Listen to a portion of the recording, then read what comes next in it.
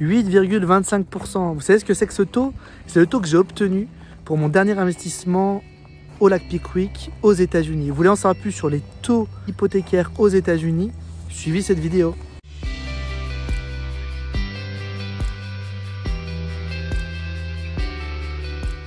Le dernier investissement que j'ai fait, j'ai eu un taux d'intérêt de 8,25% pour un emprunt fixe à 30 ans.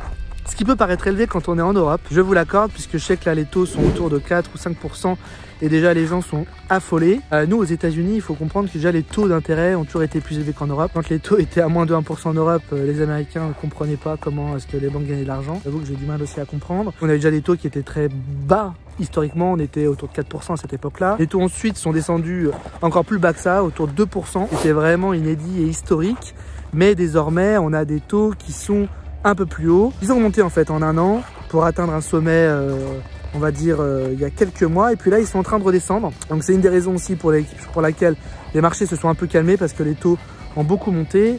Mais là, ils recommencent à descendre et on voit que les marchés commencent à se réemballer un petit peu de nouveau. Plus d'acheteurs, puisqu'évidemment, eh bien, en termes de taux d'endettement, ça passe beaucoup plus pour beaucoup plus d'acheteurs.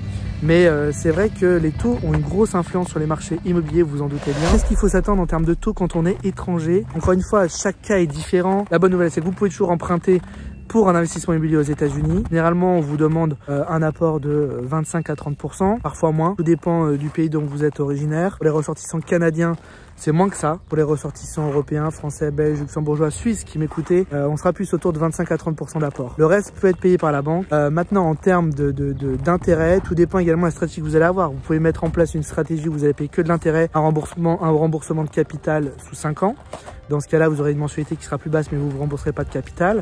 Ça, c'est plutôt quand on veut refinancer parce qu'on pense que les taux vont descendre, ce qui peut être une stratégie qui est complètement adéquate actuellement. D'ailleurs, il y a pas mal de clients qui font cette stratégie-là. Donc, on est quand même orienté cash flow, on descend sa mensualité et on attend que les taux se redressent pour refinancer, puisque ça, on peut le faire à tout moment. Après, une autre stratégie, c'est d'étaler son taux sur 30 ans pour avoir une stratégie cash flow, donc l'étaler sur du long, ce qui devient presque la norme aux États-Unis désormais.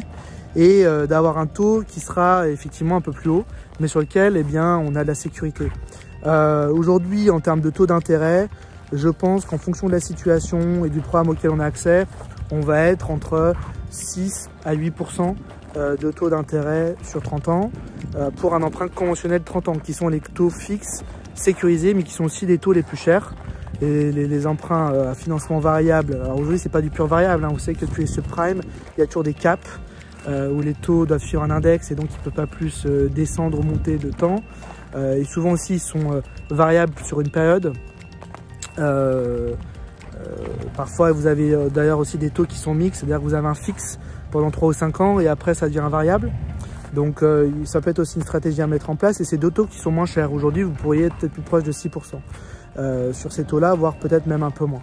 Tout ça doit être bien sûr vérifié qu'un courtier ou un banquier spécialisé. On a un réseau de courtiers et de banquiers, bien sûr. N'hésitez pas à nous contacter pour qu'on fasse une étude et qu'on regarde déjà votre capacité d'endettement et également eh bien qu'on vous dise quel est le taux que vous pouvez espérer. Ces taux, du coup, effectivement, évoluent constamment.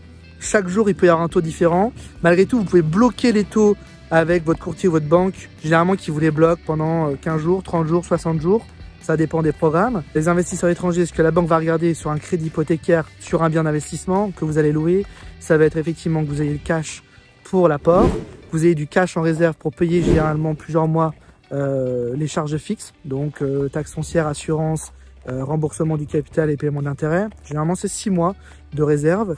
Et puis, tous les revenus que vous pouvez justifier, même si ce sont des revenus étrangers avec d'autres devises, eh bien, ils vont pouvoir les prendre en considération, revenus salariés, mais également des revenus de business que vous pourriez avoir, voire des revenus immobiliers. Les réserves financières, ça inclut évidemment des comptes aussi, entre guillemets, bloqués, comme des assurances vie, ce genre de choses, ça fonctionne. Le plus vous allez montrer à la banque ou au courtier, le plus ça sera positif pour vous. Voilà un peu quelques notions sur les taux actuels. J'espère que je ne vous ai pas effrayé avec ces taux, ça vous donne un ordre d'idée. Tout ça est très évolutif évidemment. Les taux pour les étrangers évidemment dépendent aussi de la banque avec qui on travaille. Il peut y avoir des différences d'un courtier ou d'une banque à une autre. Et puis parfois on peut négocier aussi avec la banque. Globalement, voilà, vous avez un ordre d'idée de ce que c'est. J'ai des clients effectivement qui ont obtenu des taux il n'y a pas si longtemps que ça, qui étaient même plus bas que ce que je vous ai dit, hein, des taux à 4%, à 5%. Ce sont des clients étrangers qui pour certains ne sont pas salariés, donc qui ont obtenu des taux qui étaient moins élevés. Il faut comprendre aussi que des taux dépendent également les marchés. Donc quand les taux sont plus hauts, généralement les marchés sont meilleurs à acheter quand on se positionne à l'achat, puisqu'on a moins d'acheteurs en face des produits à vendre, et donc on a un pouvoir de négociation qui est plus fort. Donc parfois, c'est un bon moment pour acheter, même si le taux est pas terrible. Il faut juste avoir une stratégie long terme pour voir ce que l'on fait avec son financement. Il faut comprendre que le financement, c'est juste un outil qui permet de s'enrichir. Alors le taux, ça peut être un effet de levier qui est pas forcément positif. Si le bien rend un rendement qui est inférieur au taux auquel vous empruntez, évidemment, ça va manger un peu d'argent. Mais si c'est sur une période donnée et qu'après on arrive à refinancer avec un taux qui est meilleur, le levier va devenir positif et l'argent que vous empruntez à la banque, vous allez faire de l'argent dessus. C'est ça la magie du levier financier et de l'immobilier. N'hésitez pas à nous contacter si vous voulez en savoir plus, si vous avez un projet d'investissement immobilier aux États-Unis, une seule adresse, contact@investir.us. Le lien en description, on vous le met, vous nous soumettez votre projet et je vous recontacte sous les 48 heures. À bientôt, bye bye.